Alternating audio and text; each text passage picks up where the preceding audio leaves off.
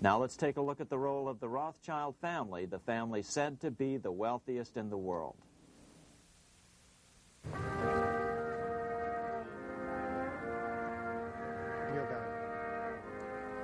This is Frankfurt, Germany. 50 years after the Bank of England opened its doors, a goldsmith named Amschel Moses Bauer opened a coin shop, a counting house, in 1743. And over the door, he placed a sign depicting a Roman eagle on a red shield.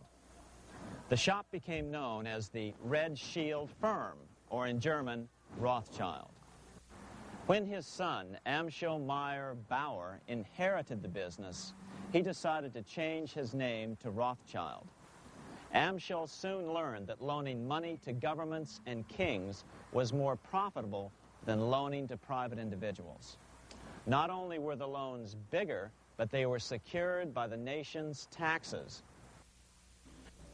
Mayer Rothschild had 5 sons.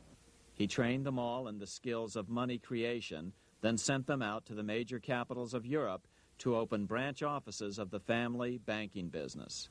His first son, Amschel Meyer, stayed in Frankfurt to mind the hometown bank.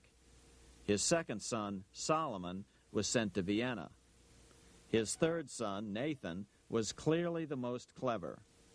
He was sent to London at age 21 in 1798, 100 years after the founding of the Bank of England.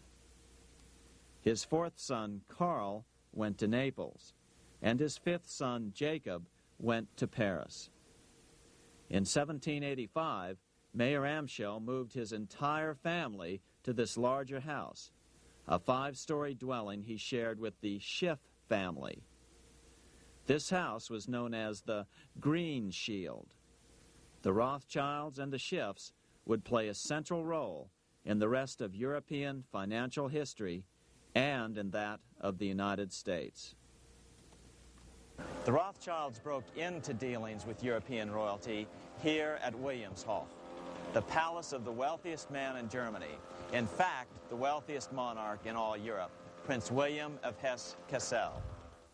At first, the Rothschilds were only helping William speculate in precious coins. But when Napoleon chased Prince William into exile, he sent 550,000 pounds, a gigantic sum at that time, to Nathan Rothschild in London with instructions for him to buy consols, British government bonds, also called government stock. But Rothschild used the money for his own purposes. With Napoleon on the loose, the opportunities of wartime investments were nearly limitless. William returned here sometime prior to the Battle of Waterloo in 1815. He summoned Rothschild and demanded his money back. The Rothschilds returned William's money with the interest the British consuls would have paid him had the investment actually been made. But the Rothschilds kept all the past profits they had made using William's money. Nathan Rothschild later bragged that in the 17 years he'd been in England, he'd increased his original 20,000 pound stake given to him by his father by 2,500 times.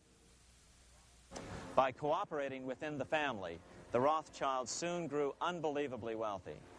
By the mid-1800s, they dominated all European banking and were certainly the wealthiest family in the world.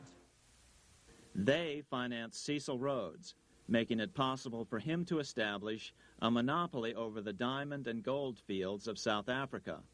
In America, they financed the Harrimans and railroads, the Vanderbilts and railroads and the press, and Carnegie in the steel industry, among many others. In fact, during World War I, J.P. Morgan was thought to be the richest man in America. But after his death, it was discovered that he was actually only a lieutenant of the Rothschilds. Once Morgan's will was made public, it was discovered that he owned only 19% of J.P. Morgan companies. By 1850, James Rothschild, the heir of the French branch of the family, was said to be worth 600 million French francs, 150 million more than all the other bankers in France put together. He built this mansion called Ferrier, just east of Paris. Wilhelm I, on seeing it, exclaimed, "Kings couldn't afford this. It could only belong to a Rothschild." Another 19th century French commentator put it this way: "There is but one power in Europe, and that is Rothschild." There is no evidence that their predominant standing in European or world finance has changed. Now let's take a look at the results the Bank of England had produced on the British economy and how that later was the root cause of the American Revolution.